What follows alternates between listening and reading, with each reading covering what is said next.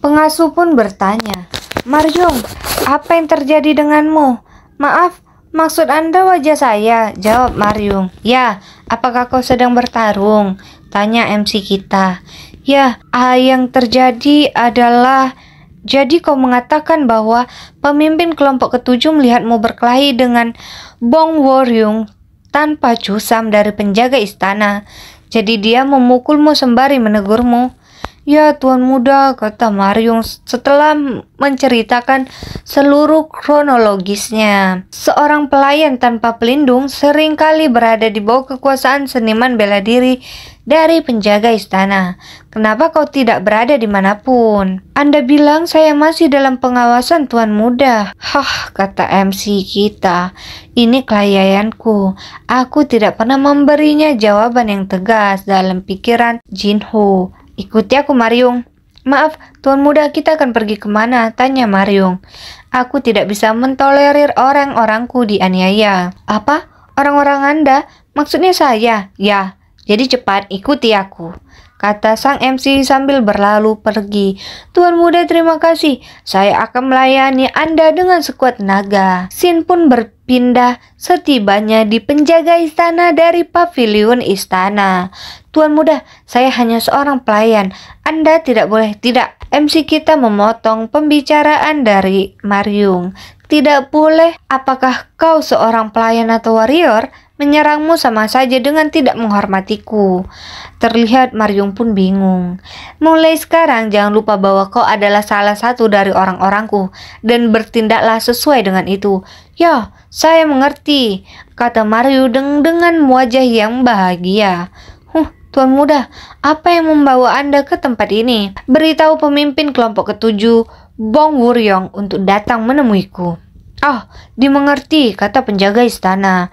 "No Chusam, kau bangsat." "Hah? Apa? Kau bangsat?" Tuan Muda, itu maksud saya. Menurutmu aku adalah seorang yang bisa dianggap remeh?" tanya MC kita dengan muka marah. "Bukan itu maksud saya." Ada apa dengan tekanan ini dalam pikirannya?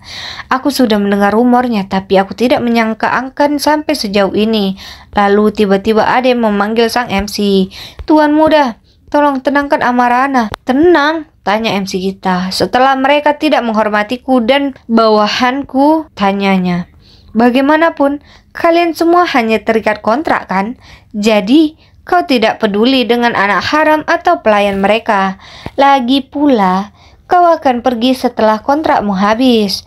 Tiba-tiba ada yang melerai perseteruan mereka.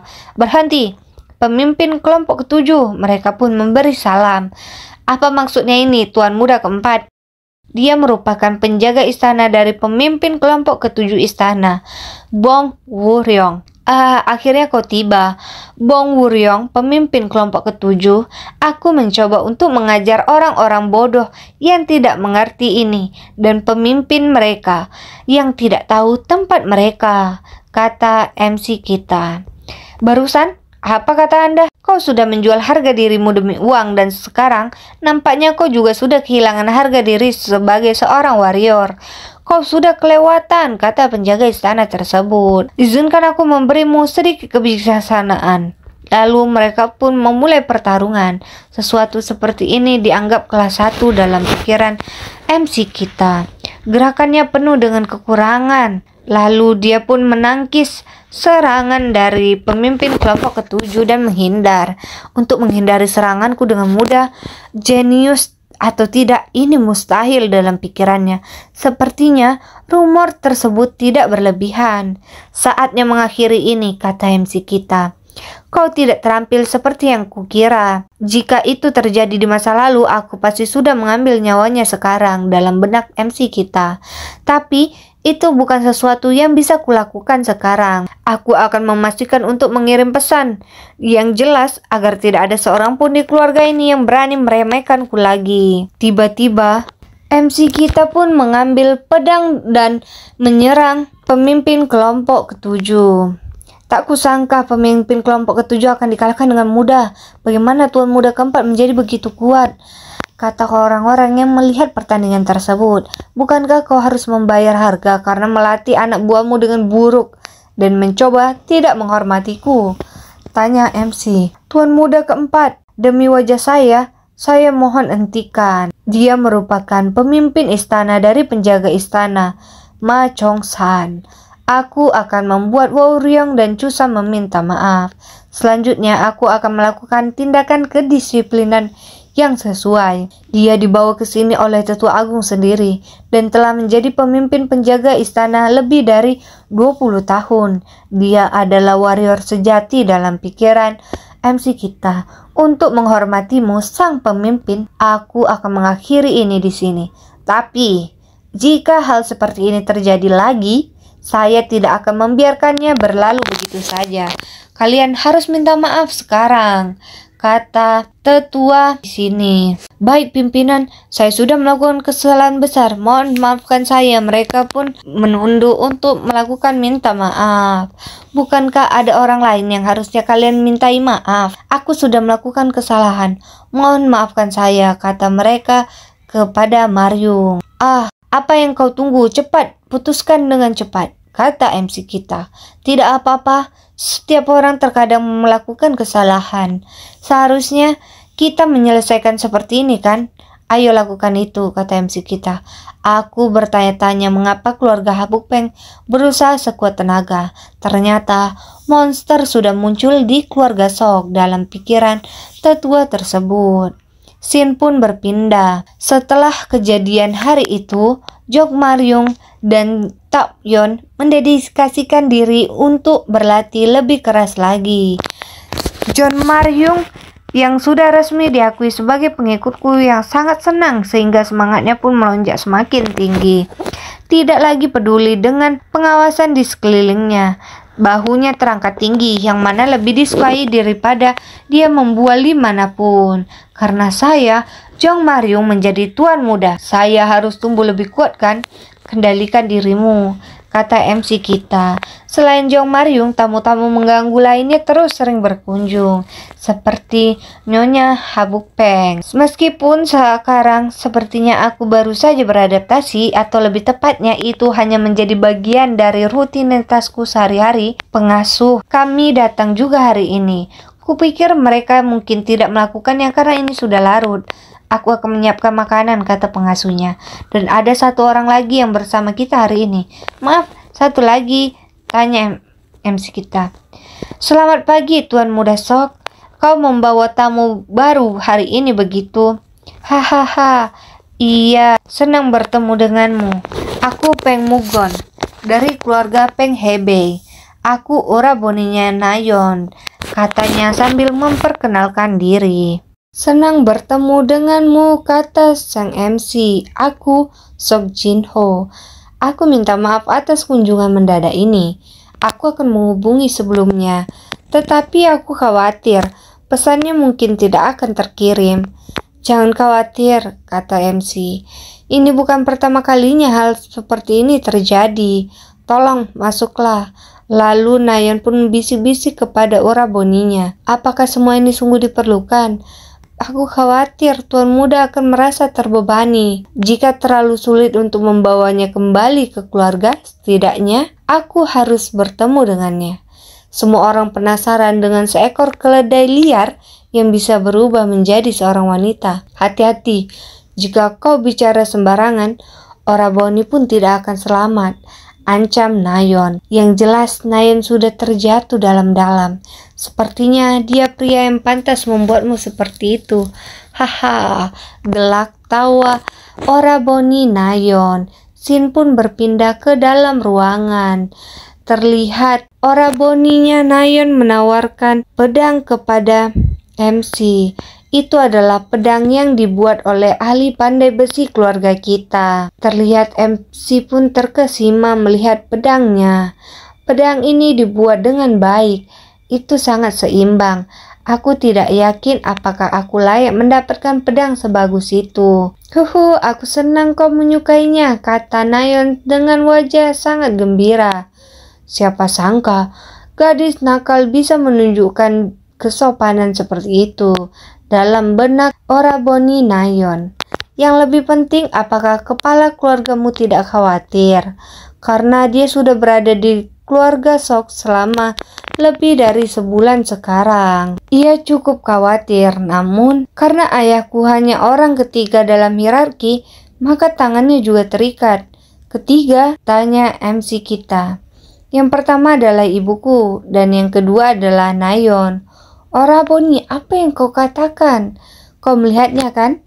Aku tidak akan berkata kata apa lagi, karena aku yang terendah dalam hierarki. Hahaha, kalian berdua sepertinya rukun, kata MC kita. Matanya terlihat biasa, tidak mempunyai kualitas yang khas atau mengesankan dalam pikiran Oraboni Nayon.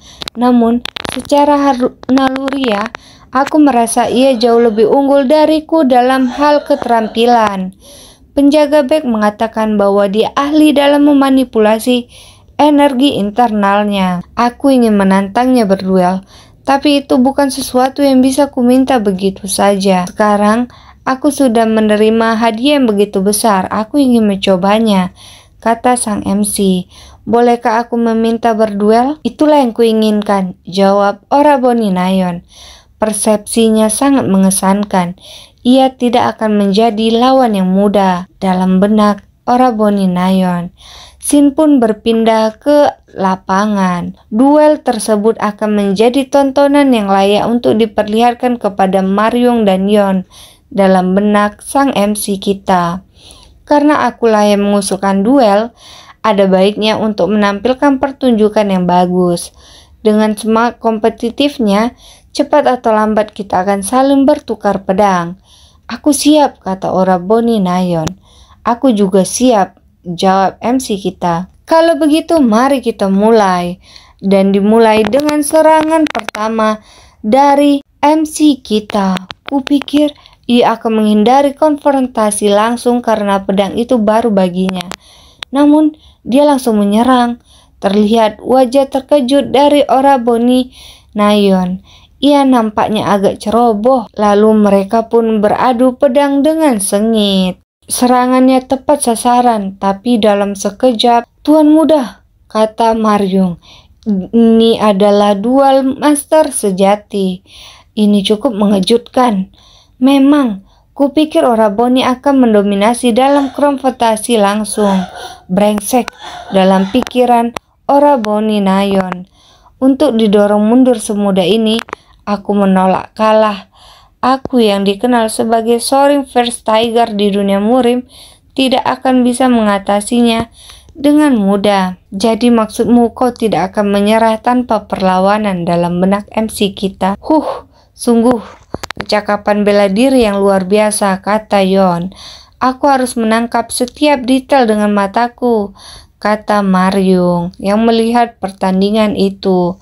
Perbedaan tinggi badan, jangkauan lengan, dan untuk mengatasi perbedaan-perbedaan ini, aku harus mendekatkan diri. Lalu mereka pun bersaing dengan ketat. Bagiku, yang pernah menghadapi Five Tigers Breaking the Gate Sword secara ekstrim di kehidupanku yang lalu, ini bukanlah apa-apa. Seorang pemula yang bahkan belum mencapai kesempurnaan tidak akan menjadi ancaman bagiku. Aku tidak bisa membiarkannya berakhir seperti ini. Jarang sekali aku mendapatkan kesempatan untuk membangkitkan kesadaranku dari kehidupan masa laluku. Tertawa di situasi ini dalam benak Oraboni Nayon. Apakah ini isyarat bagiku untuk menunjukkan kartu trufku? Baiklah, akan kutunjukkan padamu dalam benak Oraboni Nayon. Teknik pamungkas yang diwariskan oleh kepala keluarga Habuk Peng, The Historic Origin Thunder's Divine Arts. Dia pun mengeluarkan jurus pamungkas keluarganya, lalu ditangkis dengan mudah oleh MC kita. Aku kalah, tidak ada lagi yang bisa kutunjukkan. Terima kasih atas bantuanmu, kata MC kita. Aku sedikit terluka karena Nayon tidak menyemangatiku. Sepertinya ia tahu ini akan terjadi. Aku sudah belajar banyak, terima kasih. Itu juga merupakan pengalaman yang baik bagiku, kata MC kita.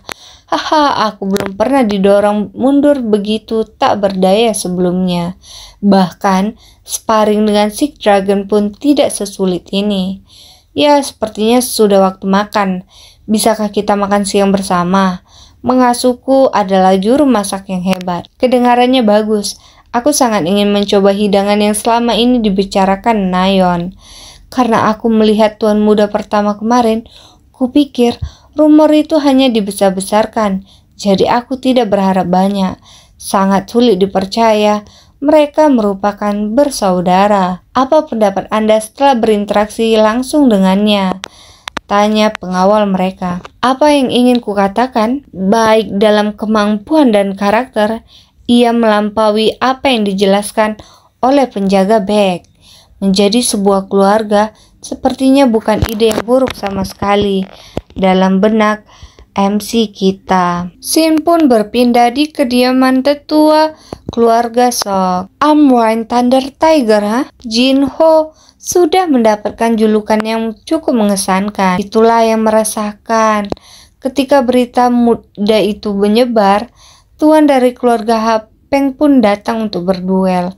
Beritanya akan segera diketahui oleh dunia. Keluarga Peng, kudengar mereka menolak lamaran pernikahan Jin Ryong. Itu adalah penolakan langsung. Fakta bahwa Jin Ho meninggalkan istana untuk misi konferensi pengawalan tepat setelah memutuskan untuk berpartisipasi, berarti ia sama sekali tidak peduli dengan Jin Ryong. Tapi kudengar Jin Ho tidak begitu tertarik dengan agensi pengawal Winesok. Jadi ketertarikannya yang tiba-tiba pada konferensi misi pengawalan itu membingungkan. Aku juga penasaran tentang itu. Namun jika Jin Ho mengambil tindakan, itu akan menaikkan gengsi keluarga Sok. Apapun yang menjadi tujuannya berpartisipasi, sepertinya itu bagus. Itu membuat orang-orang bersemangat untuk melihat apa yang akan terjadi selanjutnya. Shin pun berpindah di tempat konferensi. Jin Ho, kau sudah datang. Aku harusnya pergi menemuimu, tapi aku sibuk bersiap untuk konferensi. Tidak masalah, kereta nyaman yang kau kirim membuat perjalanan jadi cukup menyenangkan, dan aku jadi menikmati perjalanan yang menyenangkan. Kami akan mengantarmu ke tempatmu nanti. Untuk sekarang, ayo kita pergi ke aula perjamuan. Kita harus makan terlebih dahulu kan? Ya, mari, kata MC kita. Wah, ada banyak sekali bendera. Itu adalah banner agensi pengawal yang terlibat dalam konferensi. Dengan berkumpulnya baik agensi minor ataupun mayor dari darataran pusat, jumlah ini cukup besar. Ya, berkat itu bahkan mereka memiliki keberanian untuk menunjukkan wajah mereka tanpa rasa malu. Apa? Kata sang MC kita. Itu Bom Wongang, tuan muda agensi pengawal White Demon. Sepertinya statusnya menyusut sejak insiden terakhir. Dia sendirian sejak tadi. Dia mungkin berencana untuk memulihkan posisinya dengan kontes bela diri untuk penerus. Kudengar seni bela dirinya cukup hebat. Kuharap dia akan menantangku, kata MC kita. Dengan kepalanya yang penuh rencana, aku ragu itu akan terjadi. Dia sepertinya akan menggunakan waktunya untuk menekan pewaris dari agensi yang lebih kecil. Kontes bela diri di perjamuan. Dalam aspek ini, mereka tidak terlalu berbeda dari sekte Murim. Ini menandakan bahwa kekuatan bela diri agen pengawal yang penting untuk mendiskusikan kesuksesan atau kegagalan generasi selanjutnya. Itu sebabnya ada keributan soal tetap menjagaku ada di keluarga Sok. Baiklah, silakan makan lebih dulu dan setelahnya kalian bebas melihat-lihat. Aku permisi. Masih banyak hal yang harus diurus. Tidak masalah, kata MC kita. Wah, makanannya sangat mewah saat agensi pengawal yang kaya berkumpul. Ini sepertinya disiapkan dengan khusus dari berbagai wilayah di dataran pusat. Jangan malu-malu, kata MC kita kepada pengasuhnya. Makanlah sebanyak yang kau mau. Aku akan pergi sebentar. Darky, tetaplah bersama Neni, oke? Miau, berkata, "Spiritual Beast, kemana kau akan pergi?" tanya pengasuhnya. "Ada seseorang yang ingin kutemui. Saat kau pergi, kenapa kau tidak sekalian memeriksa para nona muda juga? Ini bukan seperti itu." "Ah, jarang ada orang yang sebanding dengan Nona Nayon kan?"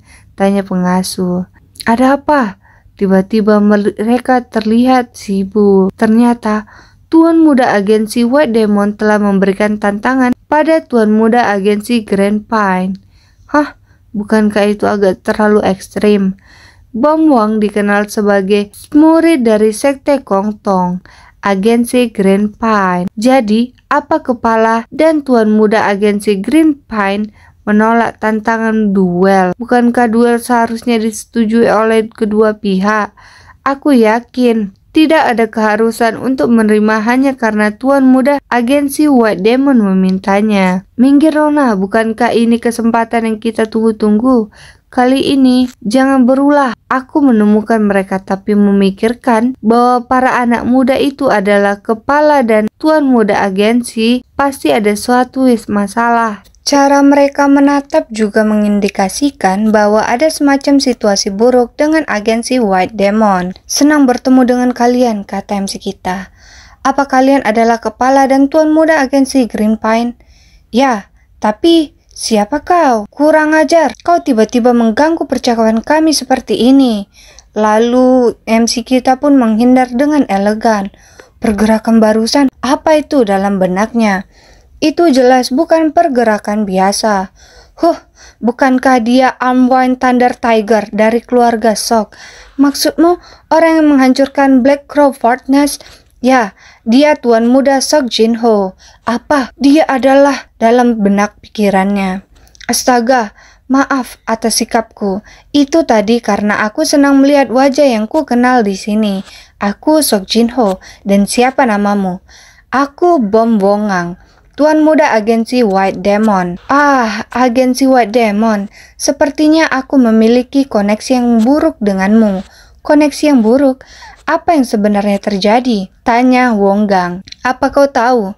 Agensi White Demon bekerja sama dengan Black Crow Fortress untuk melawan agensi Sok Wine. Jika bukan karena keterlibatan Sekte Kong Tong, itu akan menjadi sangat memalukan. Mereka banyak sekali bicara dalam pikiran Wonggang. Tapi ini tak terduga, kau secara terang-terangan meminta duel seperti ini. Kupikir kau akan lebih berbakat dalam taktik dan rencana rahasia. Apa kau bilang? Ah, agensi Sok Wine terlalu berat untuk dihadapi secara langsung. Jika kau mendatangi agensi Green Pine karena mereka terlihat seperti target yang mudah. Tuan Muda, perkataanmu sudah berlebihan. Haha. Aku tak menduga kau akan mudah marah. Bukankah itu aksi dari seseorang yang memiliki kehormatan? Mereka pun beradu pandang. Aku berencana memilih lawan yang mudah untuk menunjukkan kemampuanku. Tapi Sok Jinho, keparat itu ikut campur. Karena sudah begini, aku harus melakukan rencanaku. Kalau begitu, Tuan Muda, maukah kau berduel denganku? Kau mungkin hanya membangun reputasi dengan bergantung kepada keluarga Habuk Peng. Jadi, aku akan mengalahkanmu dan mengambil semua ketenaran untuk diriku sendiri dalam benaknya. Berduel hanya untuk menguntungkan jika musuhmu terlihat layak. Tapi dari yang kulihat, kau Bom Wonggang tidak memenuhi standar itu. Terlihat dia pun marah. Apakah kau menghinaku? Tidak juga. Aku hanya mengatakan bahwa kau bukan musuh yang kucari, jadi aku mengajukan duel perwakilan. Duel perwakilan? Kau tidak akan meminta bantuan dari keluarga Habuk Peng, ya kan? Tentu saja tidak. Tuan Muda Agensi Green Pine akan menjadi sosok yang berduel denganmu. Apa? Mereka pun terkejut. Hari terakhir konferensi adalah waktu yang ideal untuk berduel. Tentu saja, jika kau, Bom Wonggang, dan Tuan Muda Green Pine setuju. Apa itu tidak masalah? Jika aku sudah berlebihan, aku minta maaf, kata MC kepada Green Pine. Tidak, aku akan melakukannya. Cuyon, kata kakaknya. Apa kau benar-benar akan mempertaruhkan kehormatan keluarga Sok pada agensi Green Pine? Aku tidak akan kehilangan sesuatu dari duel ini, tapi kau perlu memikirkannya dengan lebih hati-hati. Kalau begitu, kita bertemu lagi di sini pada hari terakhir, kata sang MC. Berharaplah tidak akan ada mundur ketakutan nantinya. Dasar idiot, dalam benak Wonggang. Bagaimana mungkin Tuan Muda agensi Green Pine akan bisa menandingiku? Aku akan lebih senang jika kau menaikkan taruhanmu. Mereka pun berlalu pergi. Apa yang kau lakukan? Kata nona muda Green Pine. Duel antara Tuan Muda Bom Wonggang dan Junyong, aku malu mengakuinya, tapi ini berlebihan. Maaf jika aku sudah membuat kalian bingung, tapi menganggap bahwa kalian sudah kalah, sepertinya kau meremehkan saudaramu. Maaf, apa maksudmu? Aku tidak akan mempertaruhkan namaku pada sesuatu yang pasti akan kalah. Aku yakin Tuan Muda pasti akan menang, karena aku akan membuat hal itu terwujud. Sin pun berubah. Aku benar-benar tidak mengerti soal apa yang Tuan Muda Sok pikirkan. Kenapa dia memilihmu? Tanya nona muda Green Pine kepada adiknya. Memang, untuk seorang Tuan Muda Sok, sang Armwind Thunder Tiger memilihku, kata Junyong sambil malu-malu. Apa ini waktunya untuk merasa senang? Tanya nona Green Pine. Tidak, ini bukan hanya kesenangan, ini juga kesempatan untukku belajar dari orang sepertinya. Aku juga mendengar soal beberapa rumor, tapi itu hanya soal kemampuan hebat bela diri Master Sok. Dan kau bahkan belum. Apa kepala agensi Green Pine ada di sini? Tanya seseorang. Siapa? Saya dikirimkan oleh Tuan Muda Sok Jinho. Nama sama Jong Maryung. Tuan Muda ingin kalian berdua datang. Baik, kata Tuan Muda Green Pine. Apa yang Tuan Muda Sok Jinho inginkan dari kami dalam benaknya? Atau mungkin dia berencana menggunakan kami untuk mempermalukan agensi White Demon? Tidak, jika itu tujuannya, dia sudah menerima duel itu sendiri. Dia seseorang yang tidak perlu bergantung pada Junyong. Silakan masuk, kata Maryung. Baik, silakan duduk. Kita akan mendiskusikan banyak hal.